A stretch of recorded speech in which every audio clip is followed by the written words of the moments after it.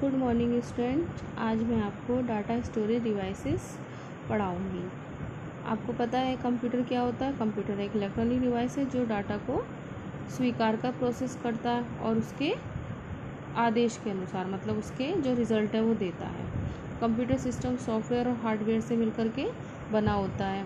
और सॉफ्टवेयर क्या होता है आपको पता है। कंप्यूटर के हार्डवेयर को चलाने के लिए मेमोरी में स्टोर करने के लिए जो प्रोग्राम होते हैं उनको क्या कहते हैं, सॉफ्टवेयर कहते हैं। और हार्डवेयर क्या होते हैं, हार्डवेयर वो डिवाइस होती हैं जिन्हें हम देख सकते हैं और स्पर्श मतलब छू भी सकते हैं, वो हार्डवेयर कहलाते हैं।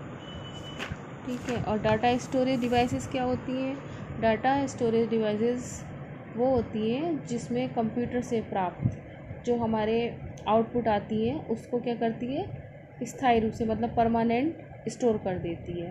और इनको हम क्या बोलते हैं, सेकेंडरी स्टोरेज डिवाइस। और इन डिवाइसेस में डाटा या सूचना को स्टोर करने के पश्चात हम इसको कभी भी काम में ला सकते हैं। तो इस प्रकार से ये इनपुट और आउटपुट दोनों कार्य करते हैं, इसलिए इनको क्या बोलते हैं, आउटपुट और इनपुट डिवाइस भी बोलते हैं। और सेकेंडरी स्टोरेज डिवाइस कौन कौन सी होती हैं।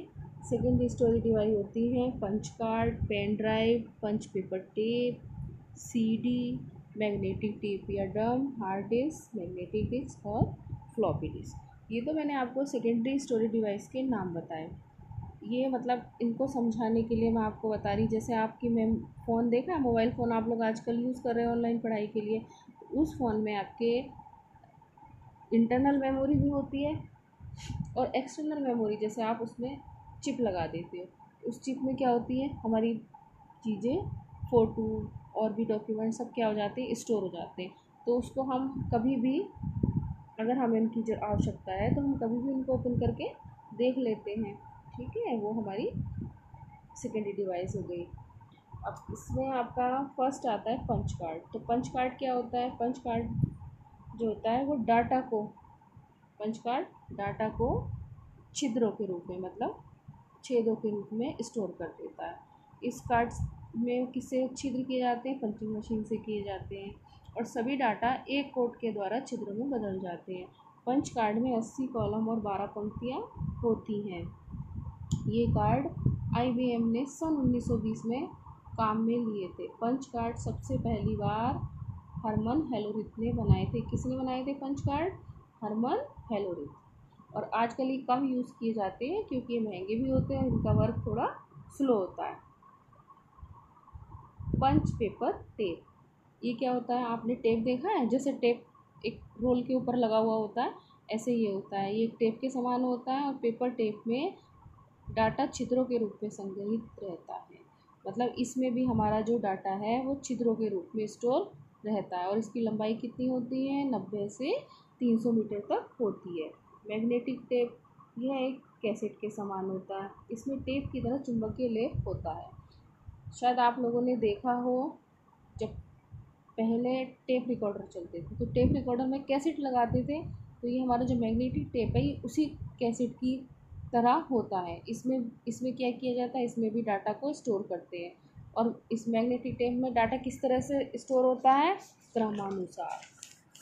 नेक्स्ट है हमारा फ्लॉपी डिस्क। तो हमारी फ्लॉपी डिस्क होती हैं, ये एक प्लास्टिक की जो कोर कवर के अंदर सुरक्षित रहती है। फ्लॉपी डिस्क किस चीज़ की बनी होती है, फ्लॉपी डिस्क मेला पदार्थ की बनी होती है। और जो इनकी लेयर होती है मतलब सतह होती है वो किसका लेप होता है उस पर, चुंबकीय पदार्थ का।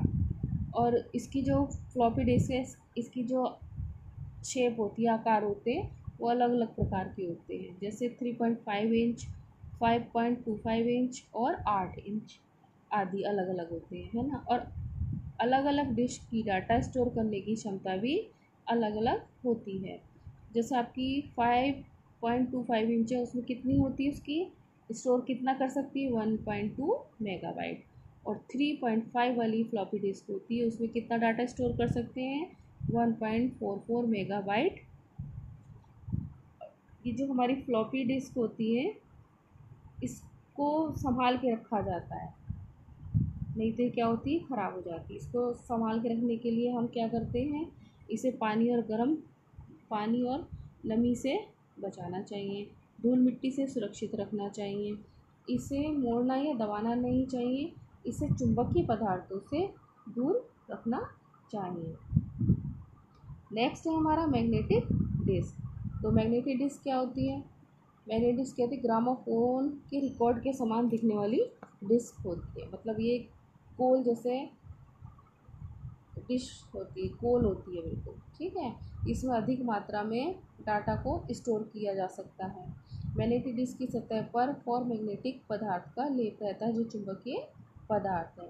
यह डिस्क लगभग 18 या 3600 चक्र प्रति मिनट से घूमती है। चक्र मतलब इसके जो राउंड लगते हैं ऐसे गोल गोल घूमती है। तो कितनी बार घूमती है? 1800 से 3600 तक।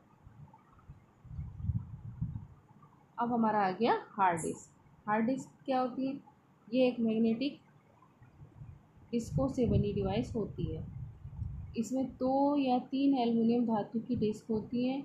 यह फ्लॉपी डिस्क की तुलना में तेज़ गति से घूमती है। मतलब हमारी जैसे फ्लॉपी डिस्क है उससे भी ज़्यादा इसकी स्पीड है। ये 5400 या 7200 चक्र प्रति मिनट की गति से घूमती है। और फ्लॉपी डिस्क कितनी घूम रही थी हमारी? फ्लॉपी डिस्क घूमती है इससे कम, ठीक है, क्योंकि इसकी स्पीड ज़्यादा है, उसकी स्पीड फ्लॉपी डिस्क की स्पीड कम है, ठीक है। यह स्थायी रूप से कंप्यूटर के सीपीयू बॉक्स में लगी रहती है। मतलब ये जो सीपीयू है, आपको पता है कंप्यूटर में सीपीयू होता है। सीपीयू क्या होता है? कंप्यूटर का दिमाग भी कहते हैं। और सीपीयू के द्वारा ही पूरे कंप्यूटर का सिस्टम कंट्रोल किया जाता है। तो ये जो हमारी हार्ड डिस्क होती है ये परमानेंट सीपीयू में लगी हुई होती है। और जो इसकी स्टोर करने की क्षमता है वो भी बहुत अधिक है। 10 GB, 20 GB, 40 GB, 80 GB, 250 GB। इसके बाद हमारी आती है सीडी। सीडी तो आप लोगों ने सभी ने देखी है। सीडी क्या होती है? सीडी रेजिन पदार्थ से बनी होती है और जो इसकी सतह है वो एल्युमिनियम आदि सतह पर एल्युमिनियम आदि पदार्थों का चमकीला लेप रहता है। आपने देखी सीडी, देखी आपकी बुक्स वगैरह में भी आती है कि सीडी इसमें लगी हुई आती है कि आपकी बुक्स का सारा मटेरियल इस सीडी में है। तो वो आपने देखी होगी सीडी चमकती है। तो किसकी वजह से चमकती है? एल्युमिनियम पदार्थ के लेप की वजह से। और सीडी में जो डाटा है वो किसके रूप में स्टोर रहता है? पिट्स के रूप में। किसके रूप में रहता है? पिट्स के रूप में। और इसकी क्षमता जो होती है बहुत अधिक होती है और इसकी कीमत बहुत कम होती है। एक सीडी की क्षमता 700 MB होती है। पेन ड्राइव, आप पेन ड्राइव के बारे में भी जानते हैं, आप लोगों ने देखा है। ये आजकल सबसे ज़्यादा यूज़ जो किया जाता है सेकेंडरी डिवाइस के रूप में, वो पेन ड्राइव का यूज़ किया जाता है। क्योंकि एक तो छोटा होता है और इसकी जो स्टोर करने का क्षमता है वो बहुत अधिक होती है। पेन ड्राइव की कम क्षमताओं में उपलब्ध होते हैं, अलग अलग क्षमताओं के मार्केट में मिल जाते हैं और इनको हम जितनी हमें आवश्यकता है उतनी MB या GB का पेन ड्राइव हम लोग ले आते हैं और अपना डाटा को स्टोर कर लेते हैं। इसलिए इसको क्या कहा जाता है? Secondary storage device. जैसे 256 MB, 512 MB, 4 GB, 8 GB। तो बेटा इसको वीडियो को देखें और समझें। ओके।